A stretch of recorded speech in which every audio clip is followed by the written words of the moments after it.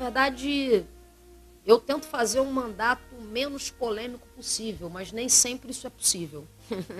Eu sei que tem questões que são trabalhadas no cotidiano da sociedade que muitas vezes parte da sociedade tem discordância. Isso é normal, faz parte da democracia, divergência de opiniões.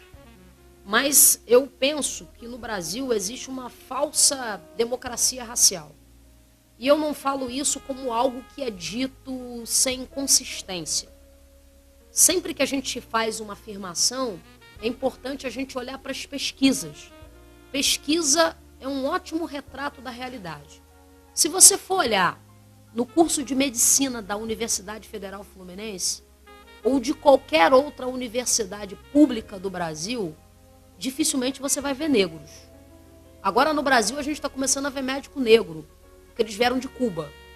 Porque no Brasil dificilmente um negro consegue entrar numa faculdade de medicina. E se ele conseguir, vai ser difícil ele se manter.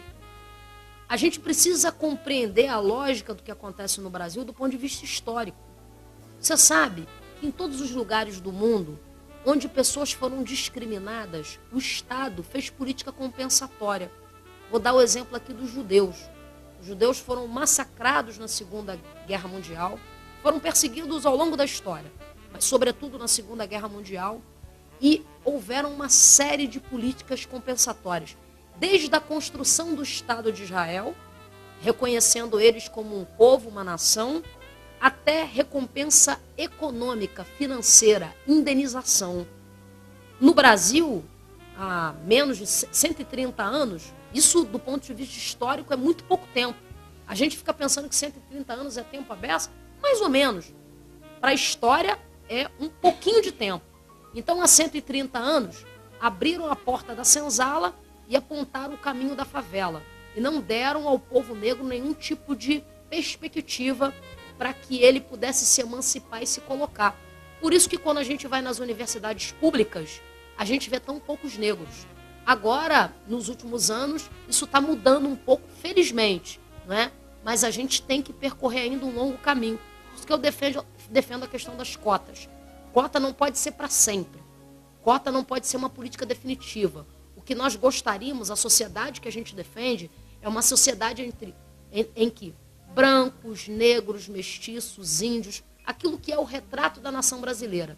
Que todos tivessem acesso à educação de qualidade, que todos pudessem ir à universidade se formar. Mas essa não é a realidade. A realidade, se você olhar no Abel, você vai ver. E passa para a UF quem está onde? Quem está no Joaquim Távora ou está no Abel?